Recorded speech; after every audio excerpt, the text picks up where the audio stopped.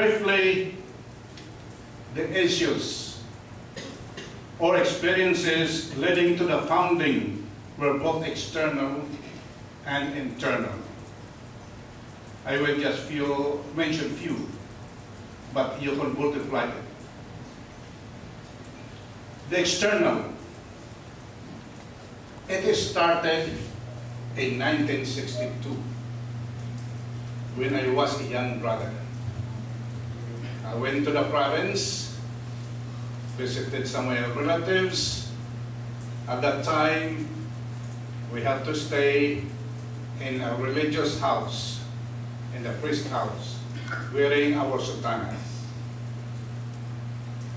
So I went to the convento and I knocked. Somebody came down. Of course, I was in sutana. He was curious who I was. I introduced myself. I'm a Maoist brother.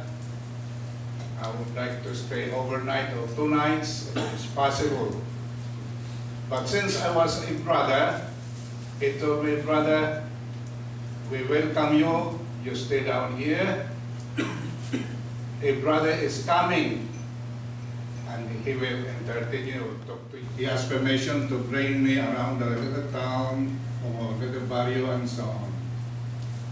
In the evening, because he was in charge of the food, so some food was brought up, and we stayed down below.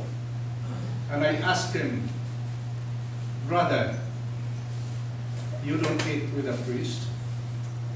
And I said, I'm not allowed. I'm a brother. I said, oh, that is it. So yeah, brother, you stay down here. I said, yes, brother. So we have a conversation, but it struck me. Because in Mindanao, the brothers and the bishops get along together. When a brother wants to see a bishop, he does not make any appointment. He just goes to the bishop's residence and says, Bishop, I would like to talk to you. So he goes, come in, brother. But there, I found out that the brother cannot associate with the priest because he was a brother. Then in different gatherings, assemblies that I attended, going around,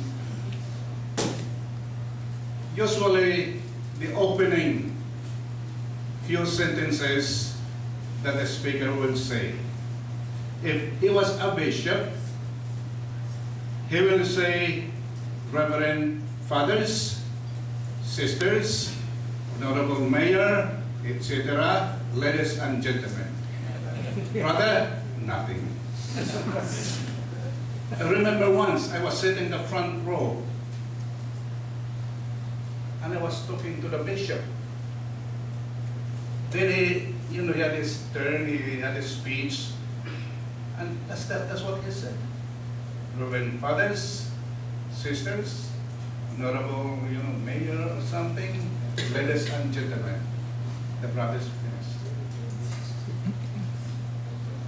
Or if a priest, some priest, will start as a guest speaker, he will start with say, Your Excellency, Bishop so-and-so, Reverend Fathers, Sisters, Honorable guests, and so on, ladies and gentlemen. A brother is not included in the list. Dignitaries will be almost the same thing. You sit down there and they are going to say, Your Excellency, Reverend Fathers, Sisters, Honorable so-and-so, ladies and gentlemen. External. These are the external forces. Internal. Even maybe we can call this also external.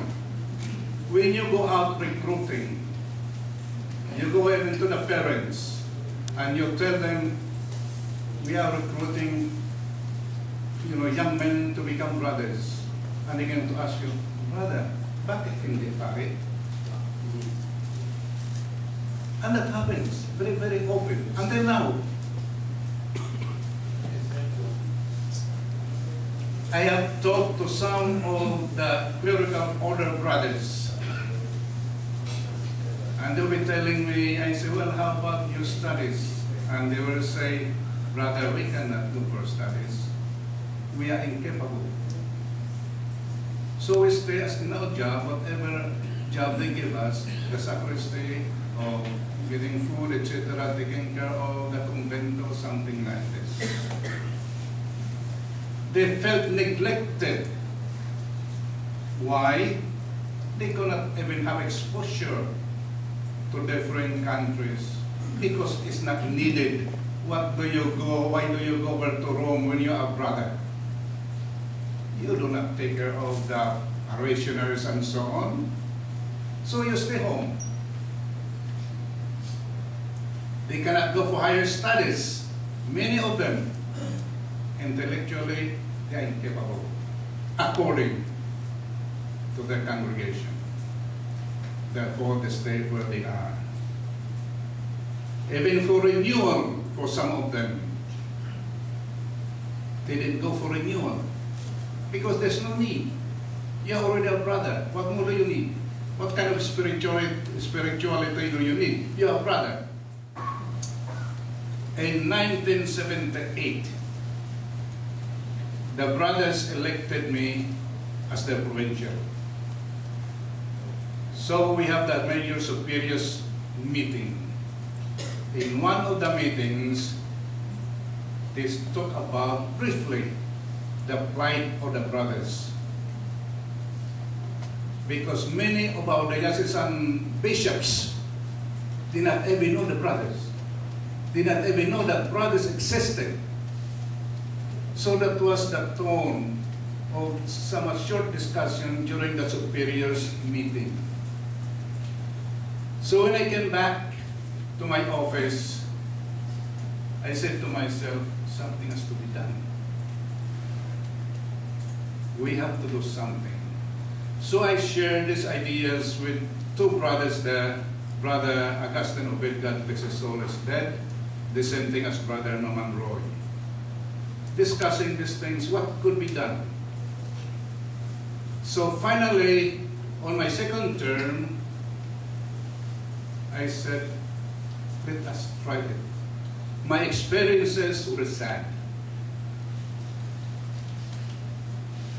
I said, we cannot stay as brothers where the other brothers in some of these orders congregation are suffering. So in the month of May 1982, we finally got the interest of Brother Mauricio. He was there. He is still here present. These were the Oblate brothers that were there during that time. I don't know if they really attended here. Brother Mauricio Soico, OMI, Brother Bruno Torres, OMI, Brother Antonio Neric, OMI, Brother Rodrigo Guinzaleda, OMI, and Brother Emilio Ungsing, OMI. There were a few Maurice brothers there.